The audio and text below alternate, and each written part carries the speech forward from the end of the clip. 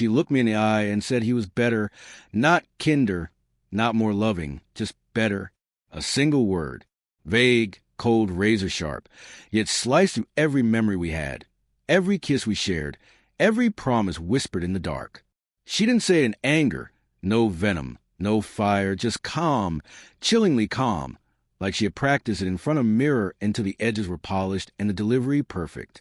We were sitting in the same little cafe where we had our first date, the one with the crooked tables, soft jazz playing from an old speaker, and the smell of cinnamon in the air. I thought maybe she brought me there to revisit something tender, a small spark of nostalgia, a last attempt at something meaningful. But no, she brought me there to end us, to cut the cord clean and tell me I wasn't enough anymore. I didn't mean for this to happen, she said, fiddling with her spoon like it held all the guilt she wouldn't speak aloud. It did. I replied, my voice low, flat.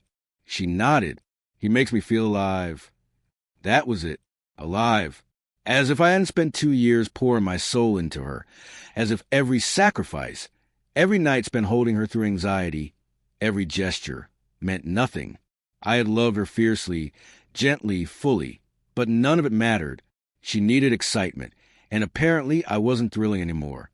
I walked out of that cafe in a daze, like I stepped out of my own life and into someone else's nightmare. My legs moved, but nothing else did. My heart stayed back at that table, bleeding quietly beneath the weight of her words. He's better. Better how? Was he richer? Funnier? Taller? Did he laugh at all the right moments and say all the wrong things in a charming way? I never asked. I didn't want to know.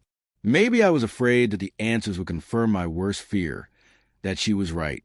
She moved on quickly. I saw it unfold like a slow-motion car crash on social media. Pictures of her glowing, radiant, wrapped in his arms like she had never looked happier. He held her waist the way I used to. She smiled in ways she hadn't smiled with me in months. It felt like I had been nothing more than a stepping stone, a safe harbor she rested in before sailing off to something shinier, more dangerous, more alive. I won't pretend it didn't destroy me. I stopped eating properly. I'd sit at the table and stare at cold meals. My friends tried their best, dragging me out for drinks, game nights, road trips, anything to stop the spiral. But nothing helped, because every time I came home to silence. The kind of silence that wears her perfume, that sleeps on her side of the bed. She never reached out again. Not a message, not even a simple birthday wish. And slowly, painfully, I stopped waiting for one. Instead, I started trying to rebuild, not for her, not in the hope that she'd come back, but because I had to, because I couldn't live in ruins forever. I joined a gym, traveled to places I'd only seen in magazines, picked up photography, capturing moments I used to wish you were part of. I stopped checking her posts, blocked her updates.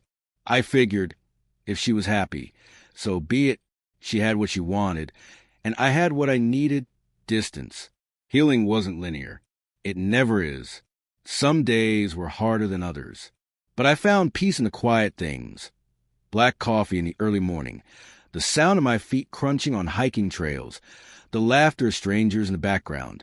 I learned to love my own company, something I hadn't done in a long time, not since I began trying so hard to be someone else's everything.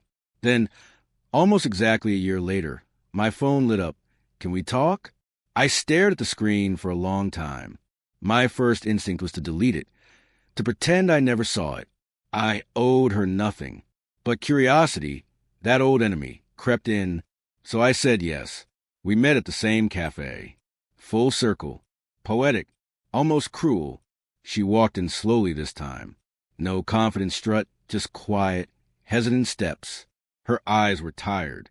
Her smile fragile, like it might crack if I looked too hard. Thanks for meeting me, she said softly. I nodded but didn't speak. I'm not here to make excuses, she continued, her hands trembling around the teacup. I need to say this. I waited. I thought he was better, she whispered. And I noticed her voice had lost that polished certainty. It cracked now, but he wasn't, not even close. I didn't blink, just watched her, the girl who once called me her everything, the the woman who left me behind for something she thought would be more. He made me feel excited. She said, like everything was a rush, but excitement fades. And what's left wasn't love. It was chaos. He cheated, lied, and by the time I realized what I'd lost, what I gave up, you were gone. She reached across the table. I didn't move. I'm sorry, she whispered. I hurt you. I know I don't deserve another chance. I was selfish. But I miss you. Every day. And if there's even a sliver of you that still feels something for me, please. Her voice cracked into sobs. I should have felt satisfaction. I should have felt victorious. She left me in pieces. And now she was the one crying in a cafe we used to call ours. But all I felt was calm, like the storm had passed, and I was standing above the clouds, breathing freely. I'm not angry anymore, I finally said, but I'm not the same person you left. She nodded, tears rolling down her cheeks. I loved you, I said, voice steady. God, I really did, and for a while, I dreamed of this exact moment. You here, saying you made a mistake, apologizing, hoping come back. But now that you're here, I realize something. She looked up. What? I'm okay without you. She broke again, covering her face, her shoulders trembling. I'm glad you found your truth. I added. But I don't want a ring. I don't want another, maybe this time. I want peace. And I found it. Silence sat between us. Not heavy, not awkward, just final. She stood slowly, wiping her eyes. I wish you the best, she said, voice barely audible. You too. She left without looking back. And for the first time in a long time, I didn't watch her go. I finished my coffee, walked outside, and breathed in the cool evening air like it was the first real breath I'd taken in a year. She once said he was better.